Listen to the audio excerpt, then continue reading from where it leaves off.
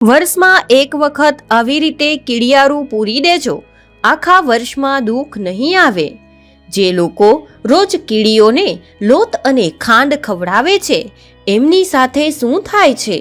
દરરોજ હજારો કીડીઓને ખોરાક આપવાથી તે કીડીઓ તમને ઓળખે છે અને તમારા માટે સારી લાગણીઓ રાખવાનું શરૂ કરે છે અને તમારા માટે પ્રાર્થના કરવાનું શરૂ કરે છે. કીડીઓના આશીર્વાદની અસર તમને દરેક મુસીબતમાંથી બચાવી શકે છે. હિન્દુ માન્યતાઓ અનુસાર કીડીને ભગવાન વિષ્ણુનું સ્વરૂપ માનવામાં આવે છે. કાળી કીડીઓને શનિદેવનું પ્રતીક માનવામાં આવે છે. વાસ્તુશાસ્ત્ર અનુસાર અલગ અલગ રંગની કીડીઓનું પણ અલગ અલગ મહત્વ હોય છે. આ કીડીઓને તેમની પ્રિય વસ્તુ ખવડાવવાથી દેવતાઓ પણ ખુશ રહે છે. કાળી કીડીઓ પર શનિદેવની કૃપા હોય છે. કીડીઓને ખવડાવવાના ફાયદા: 1. કીડીઓ બે પ્રકારની હોય છે, લાલ અને કાળી. લાલ કીડીઓને અશુભ માનવામાં આવે છે, જ્યારે કાળી કીડીઓને શુભ માનવામાં આવે છે. 2. લોટમાં ખાંડ મિક્સ કરીને ખવડાવવાથી વ્યક્તિ દરેક બંધનમાંથી મુક્ત થઈ જાય છે. 3. કીડીઓને રોજ ખવડાવવાથી તેઓ તમને ઓળખે છે અને તમારા સારા માટે તે કીડી ભગવાનને પ્રાર્થના કરે છે. 4. જો તમે લાલ કીડીઓની રેખા મોંમાં ઈંડા દબાવીને બહાર નીકળતી જુઓ તો તે શુભ સંકેત છે. આ એ વાતનો સંકેત છે કે તમારા જીવનમાં જલ્દી જ ખુશીઓ અને સૌભાગ્ય પ્રાપ્ત થશે. 5. કાળી કીડીઓને સાકર મિક્સ કરીને ચોખા ખવડાવવાથી સૌભાગ્ય વધે છે. પરિવારમાં સુખ, શાંતિ અને સૌહાર્દ વધે છે. 6.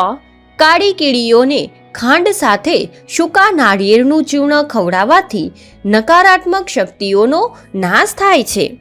જો તમને નોકરી મેળવવામાં તકલીફ થઈ રહી હોય તો બદામના પાવડરમાં ખાંડ મિક્સ કરીને કીડીઓને ખવડાવવો. આનાથી નોકરી મળવાની તકો ઊભી થશે. મિત્રો, તમારા ભોજનનો માત્ર એક કોળિયો હજારો કીડીઓનું પેટ ભરી શકે છે અને હજારો લાખો કીડીઓના તમને આશીર્વાદ મળશે. એટલા માટે જ મૂંગા પ્રાણીઓને કંઈક ને કંઈક ખવડાવવું જોઈએ. થોડુંક ખવડાવવાથી તમે ગરીબ નથી થઈ જવાના, પણ પહેલાં મૂંગા પ્રાણીઓનો પેટ ભરાઈ જશે. શું ખબર એમના આશીર્વાદથી તમને લાખો ગણું ફળ પ્રાપ્ત થાય. મહાભારતની આ વાર્તા આપણને દાનનું મહત્વ સમજાવે છે. મહાભારતનું યુદ્ધ સમાપ્ત થતાં જયેષ્ઠ પાંડવ યુધિષ્ઠિર ભારત વર્ષના રાજા બન્યા. એમણે અશ્વમેઘ યજ્ઞ દ્વારા વિશાળ સામ્રાજ્યનું આધિપત્ય મેળવ્યું અને એમના રાજની સફળતાપૂર્વક શરૂઆત કરી. તેઓ અવારનવાર ગરીબો અને ભૂખ્યા લોકો માટે મિજબાનીઓનું આયોજન કરતા. ગરીબો અને બ્રાહ્મણોને ભોજન તથા દાન આપીને એમને ગર્વ થતો. એક વખત આવો ભોજન સમારંભ યોજ્યા બાદ યુધિષ્ઠિર વિચારતા હતા કે દુનિયામાં એમના જેવો બીજો કોઈ રાજા હશે જે આવું દાન પુણ્ય કરતો હોય. શ્રી કૃષ્ણ સમજી ગયા કે યુધિષ્ઠિર મનમાં શું વિચારી રહ્યા છે. શ્રી કૃષ્ણએ તરત જ એક લીલા રચી. મહેમાનોએ ભોજન લઈ વિદાય લીધી હતી. પછી ભોજન મંડપમાં જ્યાં ભોજન લેવાયું હતું એ જગ્યાએ થોડું વધેલું અન્ન વેરાયેલું હતું. શ્રી કૃષ્ણ, યુધિષ્ઠિર અને અન્યો મહેલની અતારીમાં બેઠા હતા. ત્યાંથી તેમણે જોયું કે એક નોળિયો ક્યાંયથી આવ્યો અને જ્યાં અન્ન વેરાયેલું હતું ત્યાં દોડી ગયો. આ નોળિયો વિશિષ્ટ લાગ્યો કારણ કે એનું અડધું શરીર સોનેરી હતું. આ નોળિયો આમથી તેમ દોડાદોડી કરતો હતો અને ખૂબ જ અજંપામાં લાગતો હતો.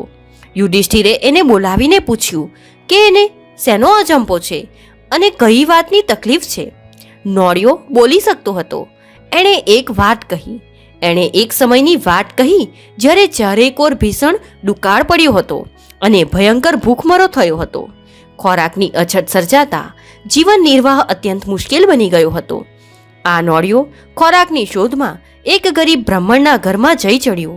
ત્યાં બ્રાહ્મણની પત્ની કંઈક રાંધતી હતી એટલે એ રસોડામાં કંઈક ખાવાનું વધે એની રાહ જોવા લાગ્યો. બન્યું હતું એવું કે બ્રાહ્મણ અને એના કુટુંબે કેટલાય દિવસોથી કાંઈ જ ખાધું ન હતું. ભિક્ષામાં થોડું અનાજ મેળવવા એણે ઘણો પ્રયત્ન કર્યો હતો, પણ કાંઈ જ ન મળતા તેઓ સાવ જ ભૂખા રહેતા. નસીબ જોકે આજના દિવસે એને ઘઉંનો થોડો લોટ મળ્યો એટલે એ રાજી થતો ઘરે આવ્યો અને વિચારવા લાગ્યો કે આજે ઘણે દિવસે મને અને મારા કુટુંબને, મારી પત્ની, પુત્રવધૂને કંઈક ખાવા મળશે. બ્રાહ્મણે સાંજની પૂજા કરી અને એના કુટુંબ સાથે જમવા બેઠો. જમવામાં ફક્ત 4 જ રોટલી હતી એટલે દરેકને ભાગે ફક્ત 1 રોટલી આવે એમ હતું.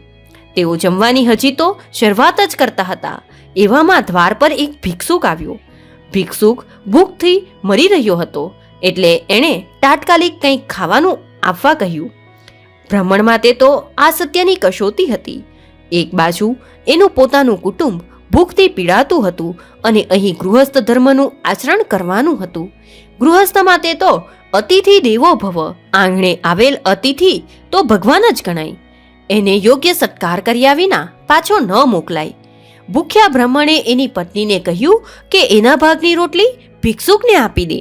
ભિક્ષુકે 1 રોટલી ખાધી અને કહ્યું, અરે આ રોટલી ખાઈને તો મારી ભૂખ ઊંઘળી ગઈ, મને થોડું વધારે ખાવાનું આપો. બ્રાહ્મણની પત્નીએ એના પોતાના ભાગની રોટલી પણ ભિક્ષુકને આપી દીધી. એણે વિચાર્યું કે પોતાના પતિ સાથે જવાબદારી નિભાવવાની એની ફરજ હતી. ભિક્ષુક હજુ ધરાયો ન હતો.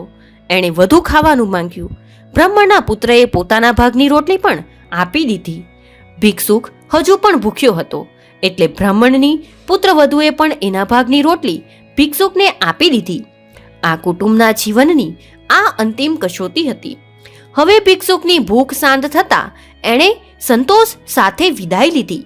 પરંતુ બ્રાહ્મણનું કુટુંબ હવે ભૂખ સહન કરી શકે એમ ન હતું. એક પછી એક 4 જણ મૃત્યુ પામ્યા. હેપતાઈ ગયેલા નોળિયાએ આ આખી ઘટના જોઈ. એ પોતે પણ ભૂખથી મરી રહ્યો હતો એટલે એ રસોડામાં થોડો લોટ પડ્યો હતો ત્યાં દોડી ગયો.